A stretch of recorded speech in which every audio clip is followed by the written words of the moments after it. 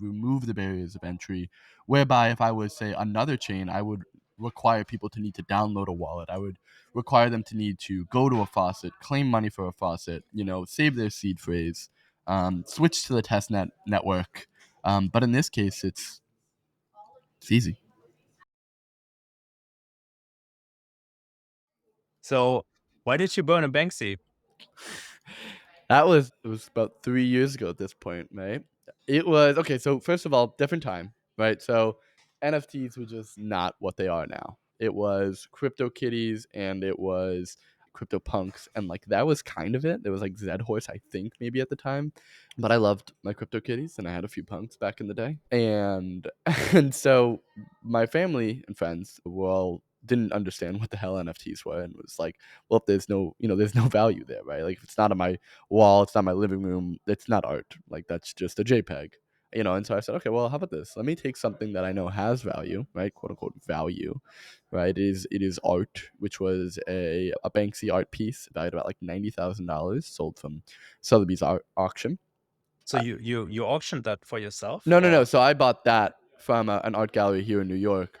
I then all lit right, that on fire, turned had Vice News kind of professionally photograph that, turned that into an NFT, and we ended up selling it for about $400,000, which I believe for all of 2021 was the highest average price sale on OpenSea.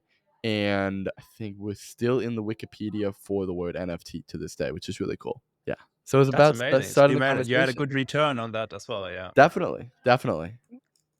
Nice, amazing. And then like, did you really set yourself on fire as well? Yeah, Like that yeah. was So I just did that recently, last week. I did that last week for celebrate the upcoming XION launch.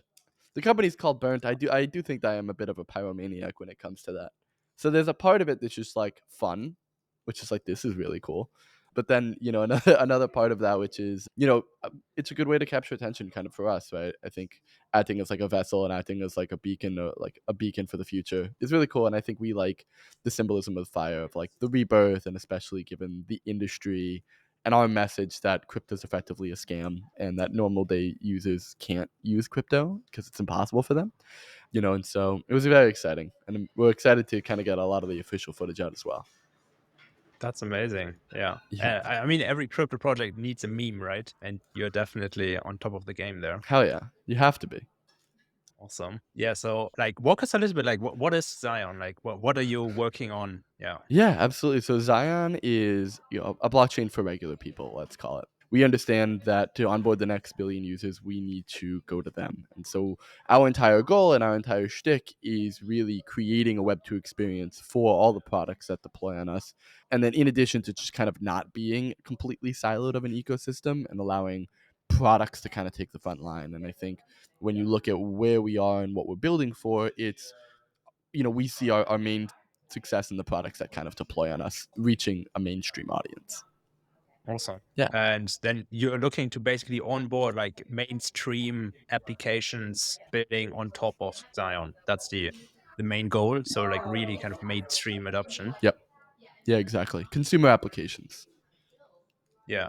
And do you have any applications or like developers that you're working with already? Yeah, Or yeah, yeah. I mean, we have an ecosystem yeah. of over 150 projects. We just had a hackathon, 60 people. I think there were like 300 submissions. Three of them use the generalized abstraction library or the NPM library. We've been launching, I think we launched a testnet about a month and a half ago. Had over 1 million users and over 12 million transactions. I think we've had 6 projects deploy, and we've been doing a project every week. We continue to do so, and we have a lot in the pipeline, especially as it comes to incubations and projects that we're working with. It's all very exciting. That's great. Yeah. And like all of these projects, are they incubated by you or like are No, these independent developers? And I mean, yeah, getting 1 million users, that's a lot. Like where they're it's coming definitely from, not a right? little. Like Yeah. how Well, I mean, I think that the easiest thing, right? Like I've been building this industry for 7 years, and for me, it is the first testnet that I've ever been able to have my parents use. You don't need a wallet, right? Like, and this is just a testament to what we're building, right? It is a Web2 experience. I welcome anyone to try to use it. It is a fully Web2 experience. You can do it on any device with enough RAM and internet connection. I say that because I did it on my Xbox. We had people doing it on Vision Pro and stuff. You can't do it on a Nintendo Switch, unfortunately, because there's not enough RAM. However, most devices with enough RAM you can use the testnet on. You don't need You don't need a private public key. You don't need to do the C phrases. You don't need to know any Zion token. Everything's going to be dollar denominated. It feels like a Web2 experience. And, it is definitely the impetus of why I think we've seen such easy successes, because we've removed the friction, we've removed the barriers of entry, whereby if I was, say, another chain, I would require people to need to download a wallet. I would require them to need to go to a faucet, claim money for a faucet, save their seed phrase, switch to the testnet network. But in this case, it's easy. So using the Xion testnet means like using an application built on top of the Xion testnet, or Yeah, like just being able to transact or like interact with the it's only like sending. projects. Yeah, it's not like some random back and forth transactions. The way that we kind of account for this is, every user, it's a combination of all the projects that have been deployed on the testnet, and then transactions. That number is derived from the number of kind of unique transactions from the projects, obviously, on the testnet. Awesome. And Yeah, then the magic experience from Xion like stems on the generalized abstraction. correct. Um, what is that like? Can you break it down for us? Yeah, I think, generalized abstraction is definitely an umbrella term as it kind of relates to what we've done. And I definitely implore people to check out the white paper if you're interested.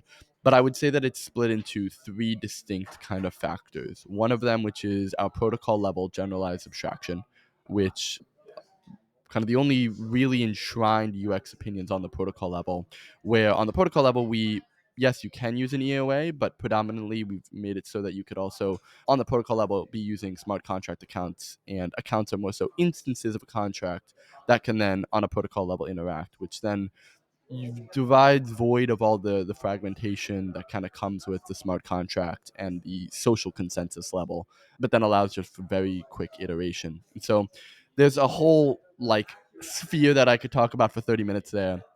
And then there's another aspect called parameterized fee layer, which effectively is me saying, okay, I never really want a user to know what gas is. And how do we, sitting down and saying, how do we get this? Like, how do we have this vision where people can just use this in the same way that they can use any Web2 application? So what our parameterized fee layer is, on like a very baseline basis, is saying anyone can use any token to operate on our chain. It'll eventually sell to Zion. But the thing that we wanted to avoid was that like really awkward interaction for a new user needing to go to Coinbase and needing to like top up their wallet. And then in addition, right, like as like a two birds one stone, kind of being able to just use this, right? You don't need to go to a sex, you don't need to go to a dex and buy and swap and bridge. We wanted to remove all of that friction. And so whether it's partnerships with checkout.com and Stripe to be able to facilitate credit card and debit card directly for digital assets on chain, or, a partnership with USDC for USD denomination, you know, I would say that the parameterized fee layer, on a protocol level basis, effectively is just like, and on a technical basis, is just you can use any token. But where that really works in kind of the opinion and the enshrined UX opinion, then leads us to saying, okay, well, now we can use USD for the entire chain, right? And we can make it look like people are just using eBay or Etsy or Facebook or something like that, and be able to do this on a hyper scalable level. Then I would say this kind of like third part, right, in generalized abstraction is where we call abstracted interoperability. In this kind of capacity, it's very similar to the term that you probably heard a lot of, like chain abstraction. And effectively where we aim for that is just saying, we don't think that users should care about the chain, and we use interchain accounts to be able to facilitate, cross chain accounts. So like the winner of this last hackathon, their name was Nomos. They won because they built an application that allowed you to use Talus, the marketplace on Injective, through Zion, and you can't even tell. That's great. Yeah, I mean that's I think the ultimate user experience that you don't know like which chain are you on and so on. Exactly. And in terms of the fees, like does that mean like someone doesn't need to pay fees or like they get the fees subsidized when they're using it? Or So there's two types yeah, of transactions that we kind of account for on the chain, I would say. The first is boring. The first is like, if there's no monetary value to it, it just kind of, you're familiar with fee grant in the Cosmos ecosystem? not Or really, so no. the application sponsors the payment, right? And All right. yeah, yeah. Yeah. So that's one of them, and that's normally when there's free things like a free mint or like a POAP or something that people don't, there's not value attached to it. I think it also gets more interesting when there is value attached to it, and it is, we kind of are able to take a percentage based off of the we're able to take a percentage based off of the total transaction value, similar to an eBay or like an Etsy would with like a service fee, which like, $100, 99.9 goes to the final account. But that's how we get around the really annoying gas issue. But of course, in kind of this capacity, there, pennies of pennies on the dollar for gas fees. Awesome. Yeah, I mean, I think that's really smart on like just taking a fee from the actual transaction value. Seems very fair. But then if it gets subsidized, then is there like an potential issue around spam or something? As it's potentially subsidized? Well, I mean, yeah, and I think spam is definitely, like, one of those things that when you have free things, you always open up the vulnerability for spam, right? And I think depending on what you do, it is on the onus of the product itself, right, to, not spam the entire network, right? Because it's on, obviously, kind of them. Yeah, no, that makes sense. Um, how do you see XION in the whole like crypto space and also interacting with like crypto users? Because it seems like you're kind of really targeting people that are entirely new to crypto or like don't even want to have anything to do with it, maybe. Well, I mean, I think Um, users are users, yeah. right? Like, I think the way we see ourselves is bringing users, no matter, what the creator background is, and I think we allow a total addressable market to exist. There's always going to be the market, right, for people who know crypto and they want to learn that and they want to be a power user. There will always be a market for the power user. I think we're opening up the floodgates for people who don't want to be a power user, want to be a casual user, and I think for us, success for us is success for everyone, especially as we can connect to many chains and we are composable with every chain. We see success in the amount of products that get usage no matter which chain they're on. So how do you see the path towards like mainstream adoption of crypto and like what role will XION play in that? I think that Zion should be taking a back seat in a lot of things, right? I think the way that we reach consumer adoption is through the products that can be built on us. And I think, when I always say I see success in the success of the products that build on us, this is exactly what I mean, right? Which is, the way that we're not going to be the ones disrupting the Netflixes of the world or disrupting the whatever the Ubers of the world, whatever it is, right? Like, we're providing the foundation for the next internet, and a stronger internet. And it wasn't, and I think it's on the way that we reach the next sect of users is by building products that people actually want. And I think one of the main issues that I've seen in crypto in the many years that I've been in this industry is a lot of these things have been a solution looking for a problem, only marketed to people who know something about crypto. And so I think we've expanded the total addressable market substantially and now allow for genuine solutions to be created for genuine problems that exist in the world and be able to target their market. Yeah. I mean, there are not many like actual crypto use cases, right? Besides obviously like payments and stable coins. But besides that, I guess there was like some attempts on gaming and so on. Where do you see Xion, like which type of use cases do you think will be utilized from applications building on top of Xion to like really drive adoption? Yeah, no, that's a great question. I think that we mostly focus in the way that we I would say that we didn't originally start as this, but over the past 2 years of kind of building this, we've just kind of seen it. I would say that we tend to see more consumer applications thrive because, like, here's the thing: we've built the easiest user experience in all of crypto, right? There's no doubt about that. But that's not really necessary if you want to go, yield farm or go restaking on Pufferfy, right? Like, that's not inherently necessary. People don't even like there's a pyramid of people who know what Ethereum is and then know what like a liquid staking token is and then know what restaking is. And it's to be at this point of restaking, you don't you already know a lot about crypto, right? You already have a MetaMask, you already have presumably a lot of Ethereum. And so it's not really relevant for us, right? And so where we do see the benefit is these consumer applications, like not necessarily DeFi, but trying to take the concepts of ownership and community and bring them to kind of more of a digital realm. Yeah, that's awesome. And then when we think about like Xion taking a back seat in like the adoption cycle basically and like letting the applications thrive, How do you see the value accrual? Thinking about like, obviously, there was a time when everyone talked about the Fed protocol thesis. I guess now people talk more about the Fed app thesis. And how do you see the value accrual for Xion?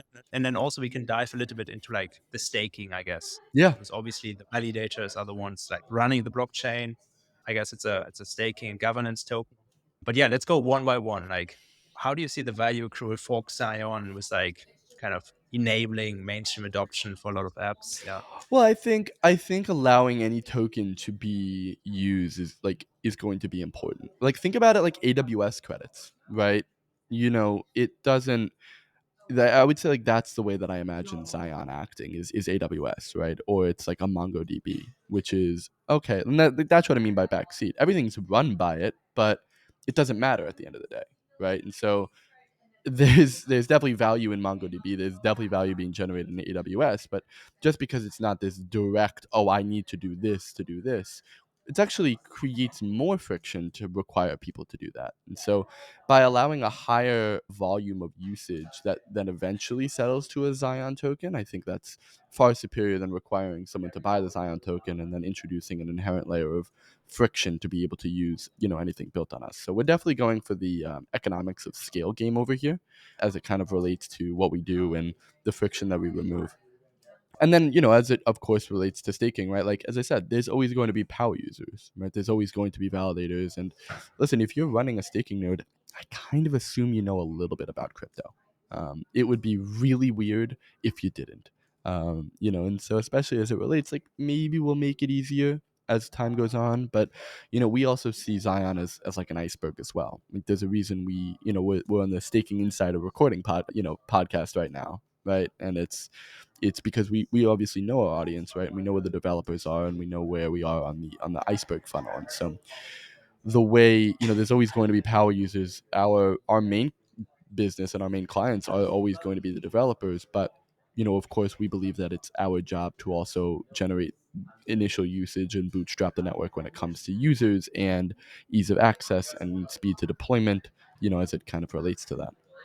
Yeah, awesome. And then I think you also one of the only blockchains out there that are offsetting the inflation with the actual fees. It's weird to And me. I mean, that's weird to me that we're the only ones. It really is. I think Nia are doing it as well. Nia Nia probably does protocol. it well. Yeah. Yeah. But apart from that, like, yeah, I wonder why not everyone is doing it actually. Dude, your guess is probably as good as mine. I think another thing that's interesting is like we do staking as for we do staking on amount staked, not total amount, which I always found to be really really terrible. As like you had like a very normal APY but an insane inflation rate. Yeah. Yeah, it doesn't make sense. So basically you're allowed to have high APYs with a low inflation rate because you base the Manageable, right? inflation based on the number of tokens staked. Exactly, not just like an arbitrary, because then you have like this layer of fat that's you just look at this and like what was that decision for? But I mean, to be fair, So like I like think it makes sense if you want to assume that all the tokens are being staked because then you get to the same number, right? yeah. How do you see the economies playing out? Because it seems like you're basically building like kind of consumer layer for people that don't even know about Xion, like they don't have anything to do. So probably they won't be holding any Xion tokens and staking it as well. And then there's kind of the infrastructure layer, validators, crypto users that are kind of running the validators and then maintaining Yeah. the blockchain basically. So there will be like two kind of Well, interfaces three. I basically for think people there's to three maintain. as well, right? Because then you have like I would say the project developers, which kind of sit in between, which and I think we have some interesting mechanics, which you can stake Zion token to effectively cover the gas sponsoring that you're going to be doing, right? And there's going to be a certain number, a certain layer of technical knowledge. Like you don't need to know everything down to kind of pure consensus and mempool level, right? But I do believe that like we want to find people who are very connected in the entertainment industry and want to then build a crypto product, not necessarily a crypto person who is just interested in entertainment. Because there's these are real companies, right? And you always want kind of in industry knowledge and you always want industry experience as it comes to building an industry related project. Otherwise, what you tend to find again is like either insular building or a solution looking for a problem. What are the most exciting projects building on top of Xion right now? There's a ton. I mean, like, we have data marketplaces, which is really interesting, and we might be getting some really, really cool names on that, which hopefully comes out in the next 2 weeks. We have, I mean, I like this company called BetFi. It's just it's a cute casino, but you don't know that you're interacting with crypto, right? You also have, a lot of loyalty programs. I'm a big music fan. I think I'm wearing a Rage Against the Machine shirt right now. But I'm a big music fan, and I think I see a lot of like really interesting interpretations of how people think streaming should work and how people think should IP rights for music ownership should work. And I think if we knew what our NBA Top Shots would be, then we would have just built one product and called it a day. But I think we're here trying to build an ecosystem and making educated bets, and obviously helping people along the way. And the thing is that everyone else's success is our success, which makes a really, really amazing way to operate, where you don't have like this one-sided winner. Yeah. No, that's great. And yeah, definitely need to check out some of these projects. And on the on the staking side, so basically the people that are investing into Xion, or like buying Xion tokens and then running validators, maintaining the network, are these the only ones like basically interacting with the Xion token then? Because you say, okay, developers and consumers, they basically have little to do with the infrastructure You have to directly. remember that every transaction and every monetary thing still does settle to Zion as a network token, right? So it may not be, hey, I'm using $5 worth of Zion right now, but it it is saying, or sorry, like, here's $5 in Zion. It's $5 technically worth of Zion, right? And that's what's powering everything. Right. Yeah, just abstracted in that Exactly. sense. And how do you see the role of validators going forward in Xion? Obviously, yeah, maintaining kind of all the transactions. Do you see any other potential roles or use cases for validators going forward? I mean, you're running the network. What do you mean? I would say validators play a crucial role in the operation of the network. Yeah, no, for sure. I was just thinking about obviously for example in DYDX, there are also validators are maintaining a decentralized order book. So Yeah. I wonder if you had any ideas what other potential roles could validators take on in that space. Obviously, that's kind of Well, very I mean, far here's out. the thing. Like, I, Yeah. I guess, like, for us, like, one of the early things is that we wanted to make a very low cost for validators. And this was like one of the main reasons why we didn't run our own bridge, because once you do that, you skyrocket the cost of running validator nodes, right? And I think for us, accessibility is something that's extremely important to us, and we didn't really want to create an environment where it was inaccessible to be a validator, where you needed to run like bare metal, or you needed to have some really crazy setup. I think for us, we value having low overhead for validators and be able to kind of facilitate a lot, and have them participate in other ways, rather than making a really terrible validator experience. um, so I would say, Yeah. like, for us, if we needed to, maybe we would, but I think we as a team kind of lean more towards saying, I think we should make this easier for people, not harder. Awesome. And how do you see in terms of the number of validators operating on Xion? What are your plans there in terms of the maximum and then expanding? Yeah, I mean, I think I don't really see a maximum in sight. I think, like, we've been in testnet, obviously, and so we had some testnet validators. We're obviously going to be expanding that, and like, if anyone's been paying attention to the Explorer, we've been actively expanding that. And then I think once we go live mainnet, we're ready to hit the ground running and start seeing what we can get. Awesome. Cool. Yeah, that's exciting. So what's the way to get started with Scion? Are there any can you start using it? Can I start? Yeah, I mean, we've had a million users. How does it work? How do I get I started? think, like, the easiest way, definitely go to zion.burnt.com, and there's a little testnet link on there. That'll lead you to one company called Bonus Block, who deployed on us, and from there, they definitely operate as like a hub, I would say, of all the projects deploying and all the exciting things that we're working on. Amazing. Yeah, definitely want to check that out. And if anyone wants to get involved otherwise in Scion, what's the best way to get involved in the ecosystem, either as with the staking, or as a developer, or just using the chain and yeah. Definitely. I mean, I would say, for basic news, you want to follow up. Totally, Twitter is the best place for announcements. I think we were just almost about to hit 450,000 followers there. But Discord, I'm in Discord a lot, and we have a team that is extremely active there, from the developer community to the international community, whether it's ambassadors or validators or, hackathon participants. I think there's always someone online willing and ready to help, which is really exciting.